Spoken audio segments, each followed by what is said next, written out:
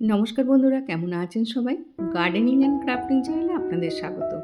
এর সামনে যে গাছটা দেখছেন এটা হলো পাকুড় গাছ। আর পাকুড় গাছ ভারতের একটা বেশ সুন্দর গাছ, যেটা বনসাই করলেও খুব ভালো হয়। আর এই গাছ কিন্তু খুব হার্ডি গাছ এবং খুব অযত্নে তো এই গাছ খুব সুন্দরভাবে বেঁচে থাকতে পারে। তাই এই গাছের বনসাই খুব ভালো হয়। আর যেরকম রূপ দিতে চান সেই রকম রূপে এটা খুব ভালো হয়। আজকে একটা নতুনত্ব রূপ দেব।